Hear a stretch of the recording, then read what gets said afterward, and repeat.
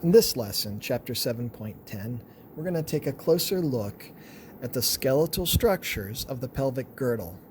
By the end of this lesson, you'll be able to locate the bones that compose the pelvic girdle and identify their major features. The pelvic girdle consists of the two hip bones, also known as coaxial bones, pelvic bones or innominate bones, which articulate with each other anteriorly and with the sacrum posteriorly. The sacrum, coccyx, and pelvic girdle form the bowl-shaped pelvis. The pelvic girdle supports the trunk, provides attachments for the lower limbs, and protects the urinary bladder, the distal end of the large intestine, and internal reproductive organs. The body's weight is transmitted through the pelvic girdle to the lower limbs and then onto the ground. Hip bones. Each hip bone develops from three parts: an ilium, an ischium, and a pubis. These parts fuse in the region of a cup-shaped cavity called the acetabulum. This depression on the lateral surface of the hip bone receives the rounded head of the femur or thigh bone.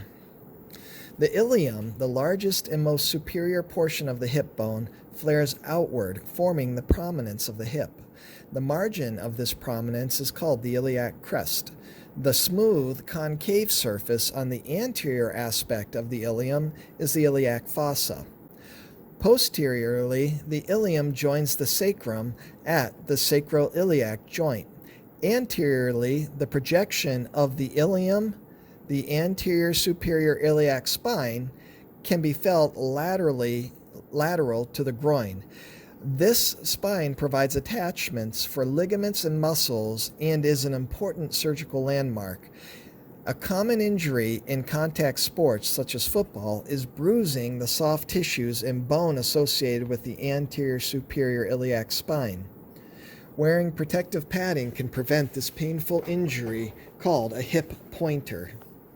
On the posterior border of the ilium is a posterior superior iliac spine. Below this spine is a deep indentation, the greater sciatic notch, through which a number of nerves and blood vessels pass. The ischium forms the lowest portion of the hip bone.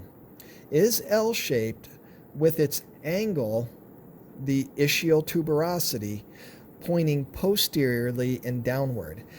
This tuberosity has a rough surface that provides attachments for ligaments and lower limb muscles. It also supports the weight of the body during sitting.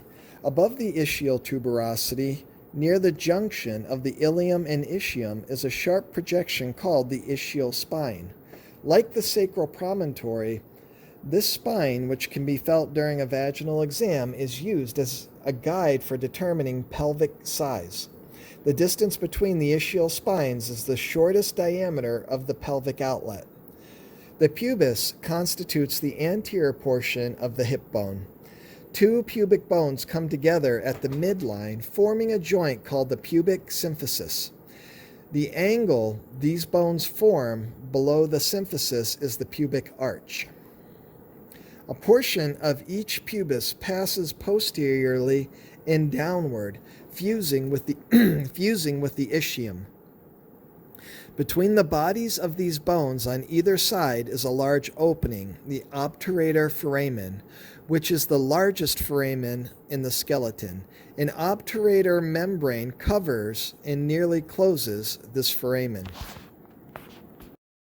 The true and false pelvis. If a line were drawn along each side of the pelvis from the sacral promontory downward and anteriorly to the upper margin of the symphysis pubis, it would mark the pelvic brim. This margin separates the lower or lesser true pelvis from the upper or greater false pelvis. Superior to the pelvic brim, the false pelvis is bounded posteriorly by the lumbar vertebrae, laterally by the flared parts of the iliac bones, and anteriorly by the abdominal wall. The false pelvis helps support the abdominal organs. Inferior to the pelvic brim, the true pelvis is bounded posteriorly by the sacrum and coccyx, and laterally and anteriorly by the lower ilium, ischium, and pubic bones. This portion of the pelvis surrounds a short canal-like cavity. The superior opening of the cavity, the pelvic inlet, is at the boundary between the true and false pelvis. The inferior opening of the cavity is the pelvic outlet. An infant passes through this cavity during childbirth.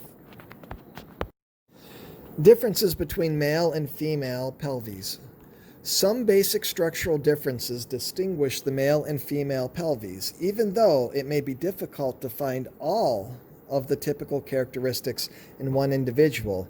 These differences arise from the function of the female pelvis as a birth canal. In most females, the iliac bones are more flared than those in males. Consequently, the female hips are typically broader than the male hips. The angle of the female pubic arch is usually greater. The distance between the ischial spines and ischial tuberosities is greater, and the sacral curvature is shorter and flatter. Thus, the female pelvic cavity is usually wider in all dimensions than that of the male. Also, the bones of the female pelvis are typically lighter, more delicate, and show less evidence of muscular attachments, although the attachments are the same in both sexes.